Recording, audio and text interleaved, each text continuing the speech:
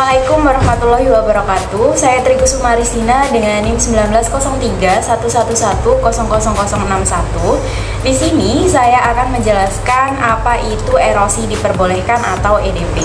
Jadi sebelum kita mengetahui apa itu erosi diperbolehkan atau EDP, alangkah baiknya kita harus mengetahui definisi dari erosi itu sendiri. Erosi tanah adalah suatu proses atau peristiwa hilangnya lapisan permukaan tanah atas, baik disebabkan oleh pergerakan air maupun angin. Proses terjadinya erosi diawali dengan pengelupasan partikel dalam tanah oleh air hujan sebagai media utamanya. Ketika butiran air hujan mengenai permukaan tanah, maka partikel tanah akan terlepas dan terlempar ke udara. Proses ini akan berlanjut ke proses pengangkutan oleh aliran air tanah.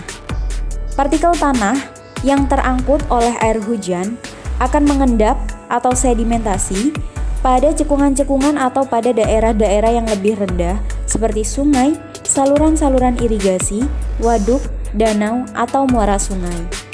Hal ini berdampak pada mendangkalnya sungai sehingga mengakibatkan semakin seringnya terjadi banjir pada musim hujan dan kekeringan pada musim kemarau. Baik, dari penjelasan sebelumnya dapat kita ketahui bahwasanya erosi itu sangat merugikan alam dan sangat merugikan kehidupan manusia.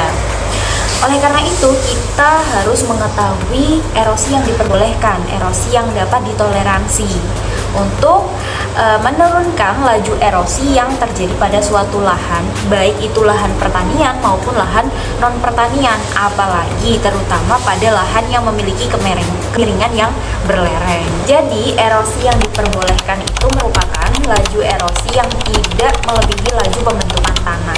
Jadi, di Indonesia itu diperkirakan bahwa besaran erosi yang diperbolehkan di Indonesia yaitu 2-3 kali besar erosi di Amerika.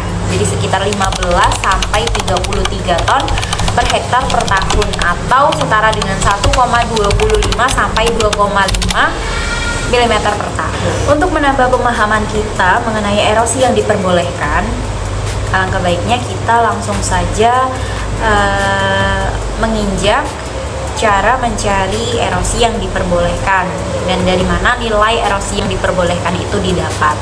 Jadi erosi yang diperbolehkan itu didapat dengan rumus EDP sama dengan DE dikali FD dikali BI dikali 10 dibagi T. Dengan EDP merupakan erosi diperbolehkan, DE kedalaman efektif tanah, FD adalah faktor kedalaman tanah, BI merupakan bobot isi tanah, dan T adalah umur guna tanah.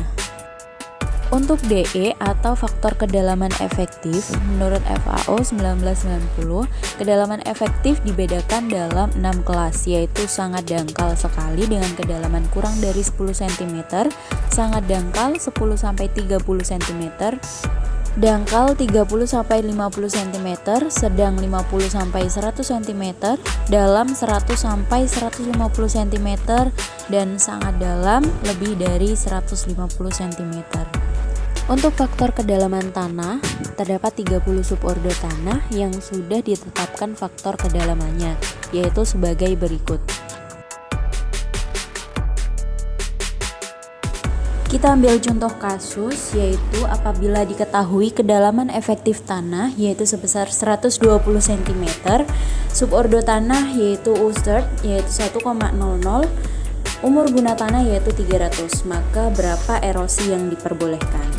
Perhitungannya adalah kita menggunakan rumus EDP sama dengan DE dikali FD dikali BI dikalikan dengan 10 dibagi dengan T. EDP dengan DE sama dengan 120 cm diubah menjadi milimeter yaitu 1200 dikalikan dengan FD 1,00 dikalikan dengan bobot isi tanah 1,2 yang merupakan ketetapan 1,2 km per cm kubik dikalikan dengan 10 dibagi dengan 300. Didapatkan EDP sama dengan 144.000 dibagi dengan 300 yaitu 48 ton per hektar per tahun. Dari perhitungan tersebut di atas menunjukkan angka 48 ton per hektar per tahun, yang mana angka tersebut lebih besar daripada nilai EDP. Hal tersebut menunjukkan bahwa lokasi pengamatan sudah terjadi erosi dipercepat. Mungkin cukup sekian penyampaian dari saya. Kurang dan lebihnya saya mohon maaf yang sebesar-besarnya. Assalamualaikum warahmatullahi wabarakatuh. Dengan NIM 1901 111 1903 Iris. Langsung saja ke video selanjutnya. Untuk hal ini, terutama pada lahan yang memiliki kemiringan. Wait a minute.